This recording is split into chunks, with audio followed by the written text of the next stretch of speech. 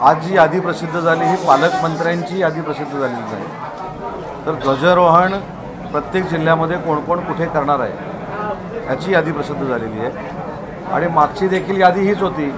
मागच्या वेळी देखील रायगडला ध्वजवंदनासाठी अजितताई तटकरेंची नेमणूक करण्यात आली होती आणि नाशिकला गिरीश महाजन साहेबांची करण्यात आली होती। याचा अर्थ नाशिकचा पालकमंत्री जाहीर झाला आहे किंवा रायगडचा पालकमंत्री जाहीर झाला आहे असं कुठेही वाटून घेण्याची काही आवश्यकता नाही।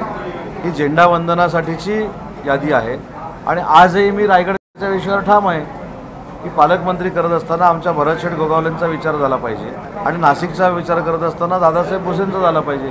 आजही मी माझ्या वक्तव्यावर ठाम आहे। परंतु याचे सगळे निर्णय माननीय एकनाथ शिंदे साहेब घेतात। मी मांडलेलं मत एक माझं सहकारी म्हणून मांडलेलं मत आहे आणि आजची यादी जी आहे ही पालकमंत्र्यांची यादी नसून रायगड आणि नाशिकची यादी ध्वजवंदनासाठी कुठच्या मंत्र्याला नेमलेलं आहे त्या मंत्री महोदयांची ती यादी आहे।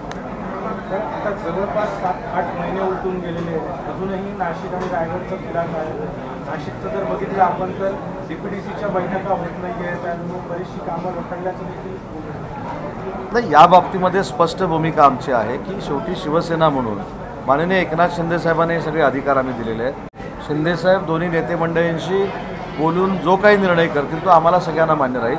परंतु आजची यादी जी प्रसिद्ध झालेली आहे की रायगडची ध्वजवंदनासाठी कोण असेल आणि नाशिकचं ध्वजवंदनासाठी कोण असेल ही ती यादी आहे। नेमकं कुठे अडलंय की नाशिक आणि रायगडचं पालकमंत्री अजूनही निर्णय नाही कुठं अडलं हे तिघंच सांगू शकतात, मी सांगू शकत नाही। त्याच्यामुळं त्यांच्याकडनंही माहिती घेतली तर बरं होईल। पण आमचे सगळे अधिकार शिंदे साहेबांना आहे।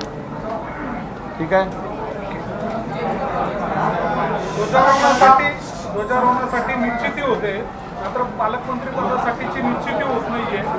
नेमकं पहिली एक गोष्ट लक्षात घ्या, ध्वजवंदन हे केलंच पाहिजे। ध्वजवंदन करणारा मंत्री असला पाहिजे। ध्वजवंदनाच्या दिवशी कुठचंही राजकीय अभिनिवेश न ठेवता ते ध्वजवंदन झालं पाहिजे ही भूमिका सरकारची आहे। त्याच्यामुळं रायगड आणि नाशिकसाठी ध्वजवंदनासाठी जे कोण मंत्री असणार आहेत त्यांची यादी प्रसिद्ध झाली।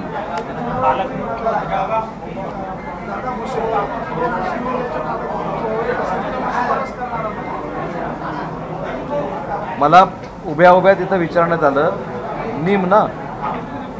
निमाच्या कार्यालयाच्या बाहेर बहुतेक आपणच विचारलं की तुम्हाला असं काय वाटतं की नाशिकचं पालकमंत्री कोण व्हावं। त्याच्यावर मी असं म्हटलं की नाशिकचे पालकमंत्री करण्याचे सगळे अधिकार हे शिवसेनेनं एकनाथ शिंदे साहेबांना दिलेले आहेत।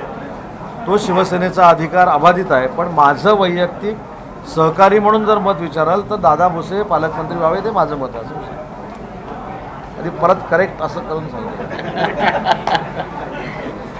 चला।